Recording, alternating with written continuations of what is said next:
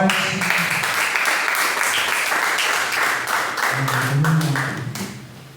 Aqui nessa passagem a gente vai aprender um pouquinho, algumas lições extraordinárias para a nossa vida. Lições que têm o poder de mudar totalmente o rumo da nossa história. Vamos aprender com um homem frustrado, mas mesmo diante de um cenário de caos, de decepção, ele foi obediente à palavra de Jesus. E também vamos entender um pouquinho sobre a atitude de Jesus quando ele deseja abençoar alguém que está disposto a obedecer. Aqui hoje vimos isso acontecer, né? Que o pastor Marco, ele obedeceu, né? Ele obedece a Deus sempre.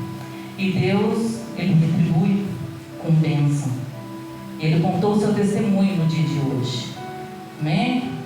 No segundo versículo, podemos ver o exato momento em que Pedro e os que estavam com ele chegou à praia frustrado e começaram a descer do barco e lavar as suas redes.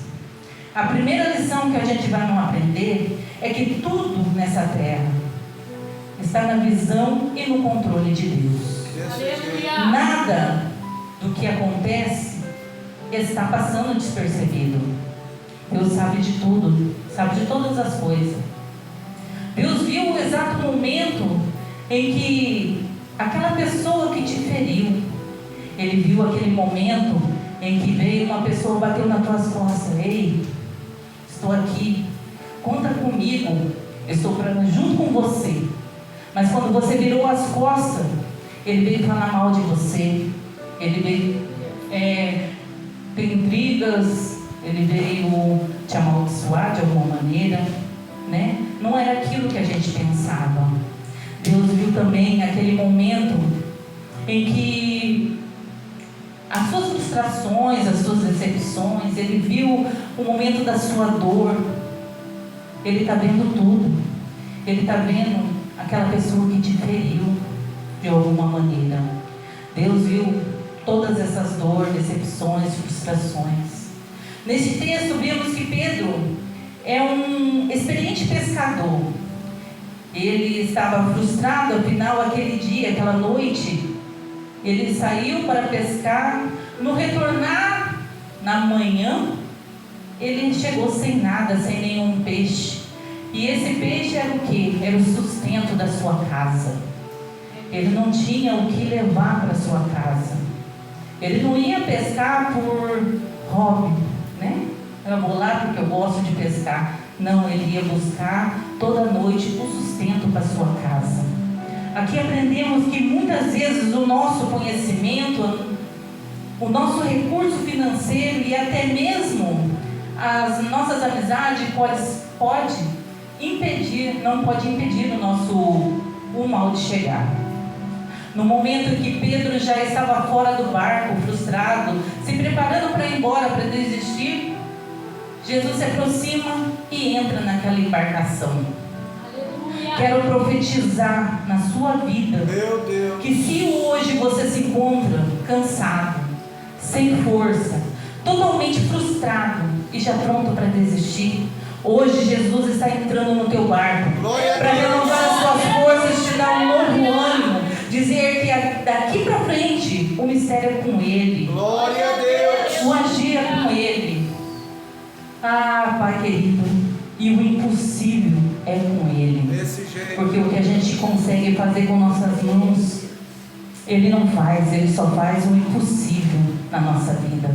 No versículo 2 também podemos observar que Pedro está lavando as redes.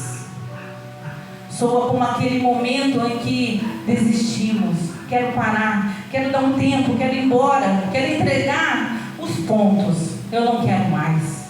Mas aqui Deus também nos ensina que Ele só trabalha nas coisas limpas. Então esse lavar as redes é Deus querendo limpar, é o Deus querendo fazer o sobrenatural na sua vida. Mas para isso você tem que estar limpo, com as vestes limpas, sem manchas. Glória a Deus. Deus trabalha com as coisas limpas. Vai tirar tudo aquilo que está manchado na tua vida, aqueles carrapichos, aquelas impurezas que ainda está impregnado ali na sua vida. De alguma maneira, Deus vai tirar. Você é uma nova criatura. Aquele velho homem, aquela velha mulher precisa estar morto. O dom que Deus te deu para louvar, para pregar, para engrandecer o nome dele, não vai ser dividido entre dois senhores. A bênção que Deus te deu não para de ser usado, não pode ser usado para te afastar de Deus, mas sim para te aproximar cada vez mais do Todo-Poderoso.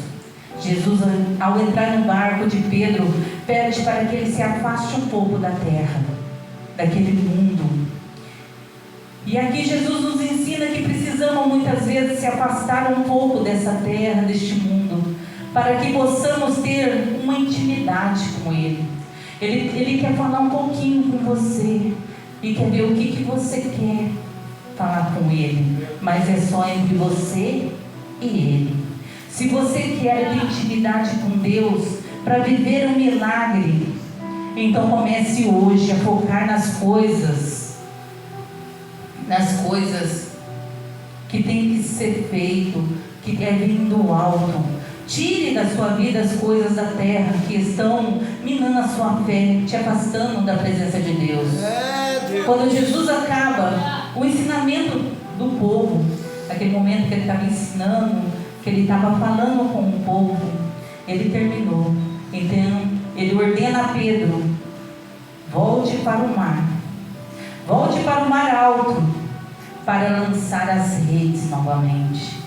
Aqui extraímos mais uma lição. Quando você obedece à voz de Deus e se afasta da terra para ter essa intimidade com Ele, Deus começa a liberar na sua vida palavras de vitória, que vão fazer você viver milagres sobrenatural. Glória a Pedro Deus. ainda não conhecia Jesus. Jesus estava no início do seu ministério, convocando os primeiros discípulos, mas ele permitiu que Jesus entrar no seu barco, ouviu o ensino e creu na sua palavra.